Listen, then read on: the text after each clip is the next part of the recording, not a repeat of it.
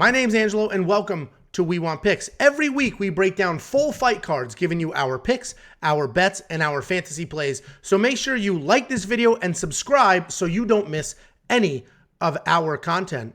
And this breakdown is brought to you by BETU Play to Earn. BETU Play to Earn is the world's first play-to-earn sports and esports betting game. Check it out at betuearn.com. That's bet, the letter U, earn.com. Next up, at UFC 271, we have AJ Dobson versus Jacob Malkoun. AJ Dobson, 6-0 in his career. He's 5-0 in his last five. Coming off a solid win on the Contender Series. Jacob Malkoun is 5-1 in his career. He's 4-1 in his last five. And the one loss was a KO to Phil Hawes more than a year ago. And this line has been moving quite a bit. Just 2 days ago, AJ was a minus 150 favorite. And now on some books, they're dead even. So a good amount of money has come in on Jacob Malkoun here. So, you know, the market seems to think that Jacob is the pick, and it's moving the line. So Jacob Malkoun, he's a solid grappler, but he prefers to strike. He's heavy-handed. He likes to plot forward, and he throws everything with big power and loops. You've heard me break down looping punches before, and I'm going to do it again. Even his jab isn't straight. His jab is like a half a hook. And the problem is that extra half a second matters quite a bit when you're fighting people with the speed and power of AJ Dobson. All of his strikes have a little bit of that looping action, but he does send it with a lot of power. And he literally physically steps into every strike. He steps into his jabs. He steps into his overhands. He steps into his straights. That does leave him open for takedowns. It adds quite a bit of sting on the end, but it does leave him open for takedowns. He's a capable wrestler. He does lower his level. He times his shots really well. Most of his shots are clean or right smack in the middle of the cage, which is really good for him, and that's Jacob Malkoun. AJ Dobson has incredibly fast hands, fast knees, fast kicks.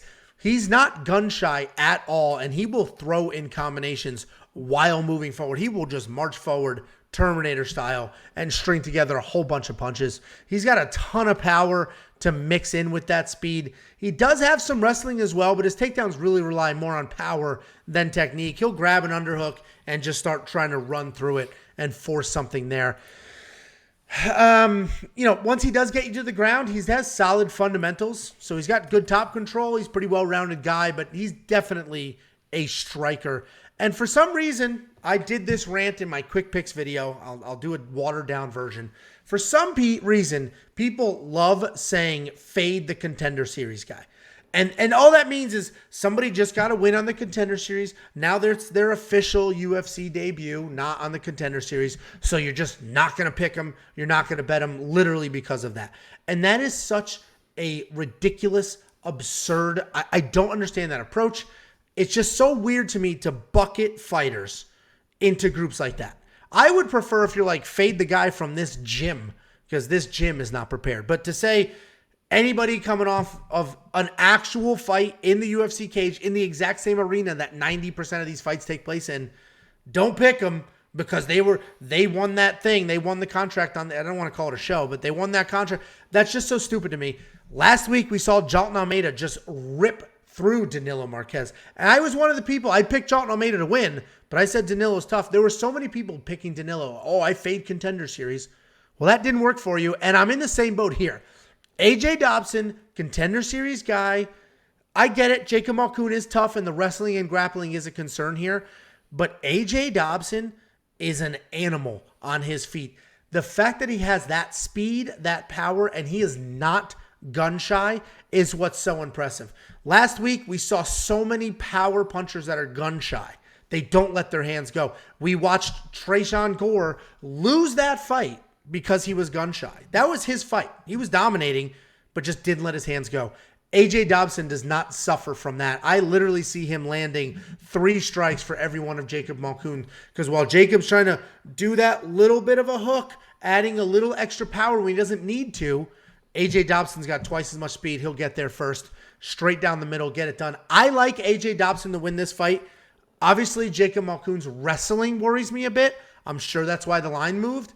But I think AJ Dobson is something special with the hands. What do you think? Jacob, from one Jacob to another. For the love of God, you got to get this fight to the ground inside of 10 seconds or it's going to be lights the out for you because AJ Dobson is no joke. You mentioned the fast striking. That Contender Series fight was almost like, it felt like a school fight, how wild he got in his striking. The big looping shots, just every single shot's trying to knock somebody out. I think that this fight, if Jacob does not get the takedown, and he can, because we saw that in the last fight versus Alassane, if he does not get that takedown immediately, this is going to be just like that Chitty fight last week, where it's just going to be 13 seconds, boom, first shot, Jacob's going to drop and be out because AJ's got that power, and you mentioned he is not gun shy, and he is that wild. So Jacob, for the love of God, you got to get that takedown for all Jacobs in the world. Get that takedown, get it down quick, copy and paste the same strategy from your last fight, but my God, my pick is going to be AJ Dobson because I think he hits him, and I think he just knocks him out quick, fast, and in a hurry. Yeah, I don't think it's going to be that extreme, but the fact that he's not gun shy is what I love about him, because we see so many fighters with speed and power that just don't let their hands go for some reason. So many. Manel Kopp was one of those guys too. He's finally starting to get comfortable, finally starting to let his hands go, but I just love seeing an AJ Dobson on the regional scene, on the Contender Series. He lets it go. He puts it out there. There's no hesitation. He's always looking for that finish. And I'll say too, AJ Dobson does one of his main training partners is Matt Brown. So he's going to be ready for the wrestling. He's going to be, that's one of the reasons why he's so tough. He's going to be ready. And we got to mention too, Jacob is training partners with Robert Whitaker. So he's been in his camp. They've been, I'm sure, wrestling a ton. That seems like what's been the game plan. So they've probably been both helping each other out. So we'll see what happens, but I'm going AJ in this matchup. Yeah, the wrestling of Malkoun could be an issue, but I agree. AJ is definitely the better striker, the more dangerous striker, and there's no surprises that wrestling is coming his way. And he's not an incapable wrestler. He's not like, we just broke down Blood Diamond. We don't know if Blood Diamond can defend a takedown. I've seen AJ Dobson defend takedowns. And Jacob Malkoun isn't exactly a D1 caliber wrestler, right? So anyway, I love AJ Dobson at 8,200 points. I think the stoppage potential is there, or $8,200 in DraftKings. I think the stoppage potential is there, and 8,200. We're talking even money in DraftKings. So pick your side. If you think Jacob is going to get 1 million takedowns and dominate from there, then yeah, $8,000 is a bargain. I think Dobson's going to get a stoppage, so I like $8,200. What do you think? 100% agree. I think there's a stoppage. I think he's one of those monkey knife fight knockout kings plays in this fight. And for the more or less in the monkey knife fight, listen, if he's hitting Jacob 90 times, there's no way Jacob's going to absorb 90 strikes from this guy. So I'm going less on this for sure. Yeah, 90, sorry, Chris, who sets those lines. 91 is absurd high. That might be a typo because that's absurd. That's 19. absurd. 19, damn it. Yeah, honestly, maybe it was 19 because that is really, really high. And I do think, I do think the fight, I don't think it's a 2-second knockout. Definitely less on AJ Dobson. I don't think more on Jacob Malkoun. I think it's less because if Jacob Malkoun gets some early takedowns and stuff like that, I don't know how well Dobson's going to fare on the ground. So I think Dobson's probably, you're right, a monkey knife fight play for knockout kings. And I think less on the monkey knife fight strike line is the way to go. Check that out at wewantpicks.com/MKF. It's daily fantasy. It's an app. It's a website. Super fun, super easy, super legal.